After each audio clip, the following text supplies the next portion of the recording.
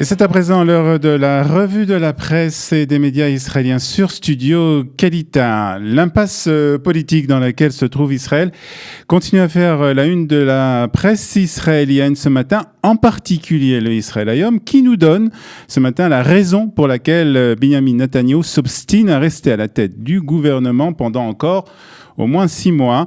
C'est pour appliquer la souveraineté israélienne dans la vallée du Jourdain.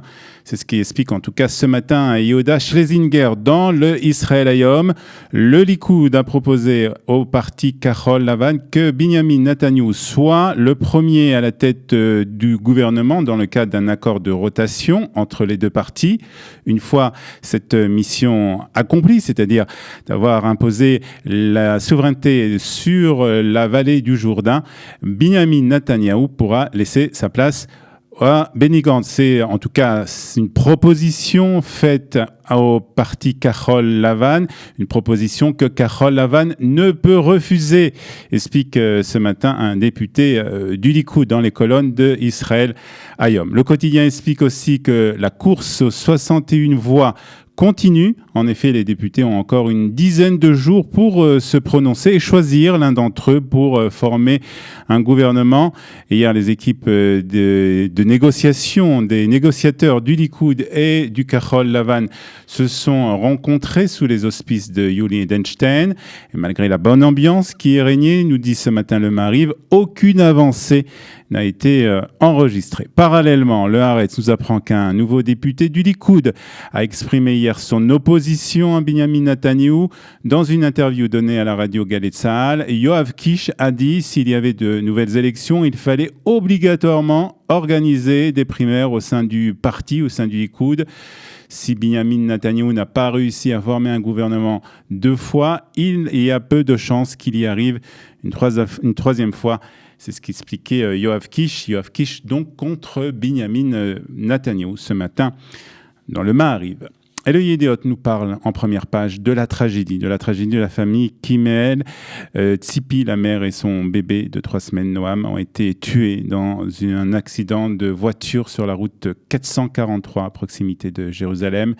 Le père de famille, Ephraim et Itai, ont été grièvement blessés et les deux ont été transportés à l'hôpital. Leurs jours sont encore en danger. La mère et le nourrisson nous explique ce matin.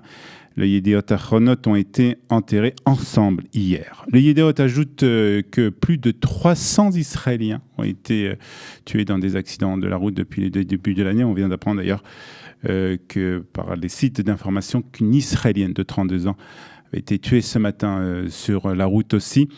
Et le Yediot nous révèle les résultats d'une enquête qui a de quoi nous inquiéter, nous automobilistes israéliens. En effet, selon cette enquête, une majorité des jeunes Israéliens ne pensent pas que conduire sous l'effet de l'alcool est dangereux.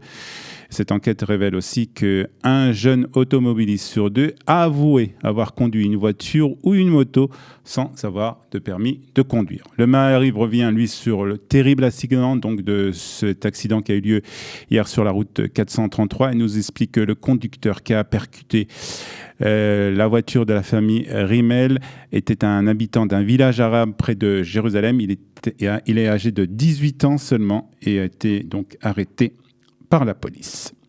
Le Haaretz nous parle ce matin de l'ordre donné par le ministre de la Défense, Naftali Bennett. Il a ordonné la construction d'un nouveau quartier juif dans la ville de Hebron. Le nouveau quartier ira du tombeau des patriarches au quartier Avraham Avinu et doublera le nombre de résidents juifs dans la ville. La construction de ce nouveau quartier devrait mettre fin à des années de bataille juridique et politique sur le sort du marché abandonné depuis des décennies après le retour des Juifs à Hebron après la guerre des 6 jours, expliqué hier Naftali Bennett. Cette décision, bien entendu, nous dit le Haaretz, a été saluée par les habitants de Judée-Samarie et vivement critiquée par certains partis de gauche et particulièrement par des dirigeants palestiniens. La décision du ministre Bennett est une offense aux habitants de la ville de Hebron. Dire que ce territoire appartient aux Juifs est une erreur, c'est ce qu'a déclaré le maire de la ville de Hebron, des propos qui sont repris ce matin par le Haaretz. Nous allons déposer un recours devant la haute cour de justice, a ajouté Tessi Abou Sanina, qui est le maire donc de la ville de Hebron. Et puis on termine par cette information qui nous apprend que les Israéliens sont de plus en plus gros. En effet, selon un rapport repris par l'ensemble de la presse israélienne ce matin, l'obésité en Israël a touché 62% des hommes et 55% des femmes âgées de 20 à 64 ans en 2018.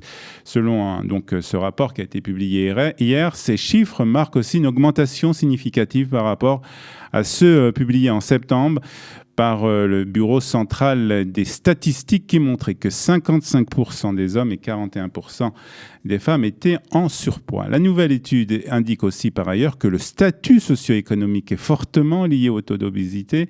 Environ un quart des hommes issus des classes défavorisées ont des problèmes d'obésité contre 16,8% dans les milieux favorisés. Le rapport montre toutefois une baisse de l'obésité chez les enfants avec un taux de 6,9%, soit une diminution de plus de 6% par rapport aux années précédentes. C'est ainsi que se termine cette revue de la presse et des médias israéliens sur Studio Kalita.